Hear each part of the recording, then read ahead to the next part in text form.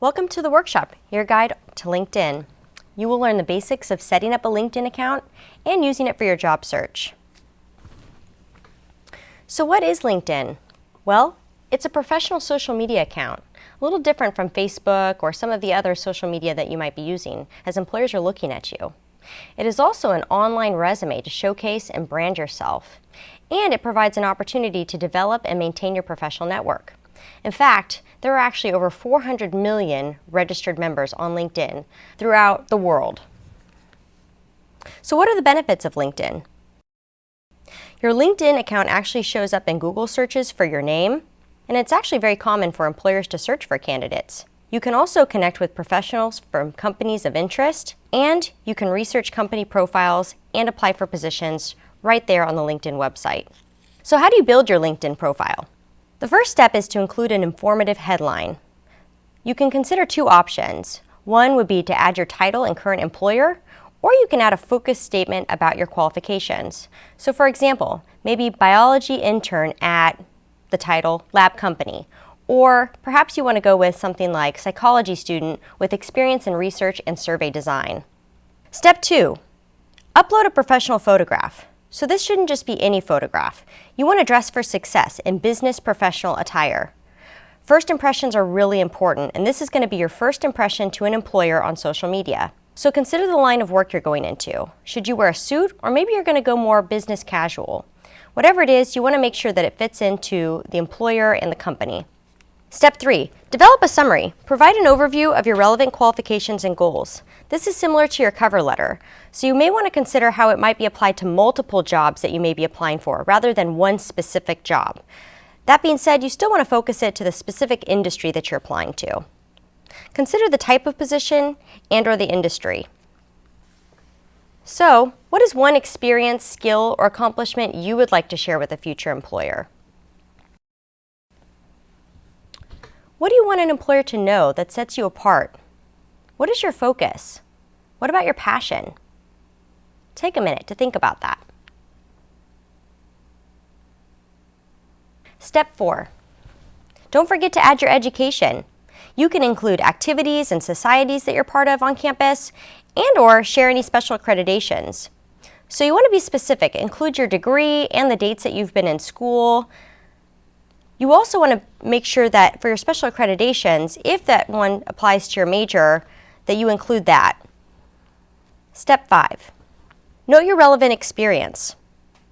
Tailor work and internship experience to the target position or type or industry.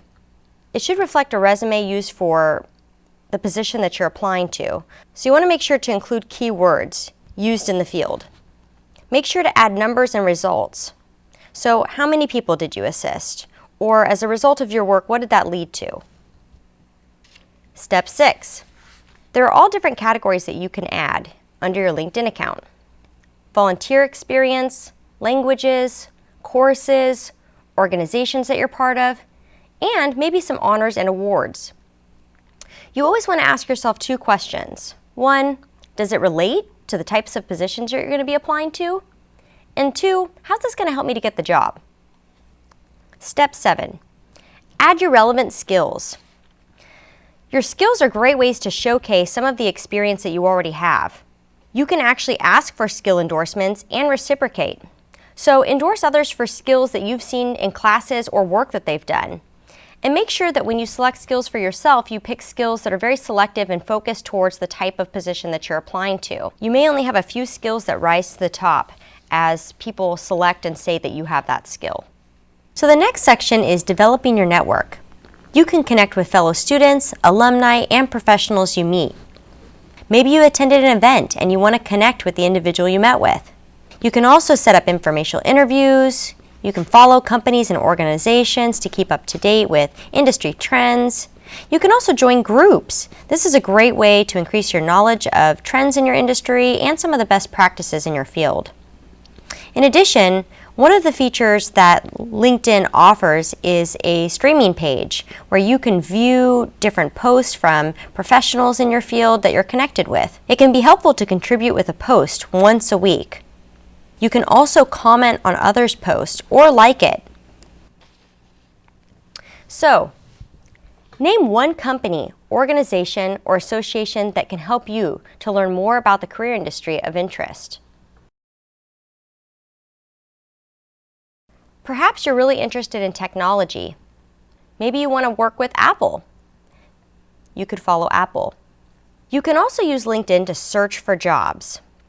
A few recommendations to do so would be: visit the employer pages to learn more about the company, read recent articles, and view job opportunities. This can be very helpful in gearing your resume, writing your cover letter, and the interview process. As you look at more company pages, it will also give you some ideas for how you might want to focus your LinkedIn profile. You can also review your connections and consider asking for an introduction. So you'll see direct people that you've already connected with and people that they might also know. In addition, you can actually view job listings posted by LinkedIn by visiting www.linkedin.com/jobs. Don't forget about social networking and professionalism. Again, this is your first and only impression, sometimes for an employer. Make sure to always complete and regularly update your profile. So if you get a new job, make sure that it's on your LinkedIn profile.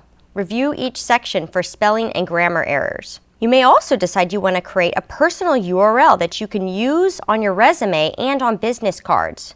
For example, it might say www.linkedin/in/your first and last name. It's also recommended that you look over and consider the privacy settings for your LinkedIn account. And always use professional judgment for your posts. You now know the basics of LinkedIn. So go ahead, create an account to get started today. Make sure to add it also on your resume. Do you have additional questions? Visit the Career Center in Lassen Hall 1013. For hours and information, make sure to visit our website.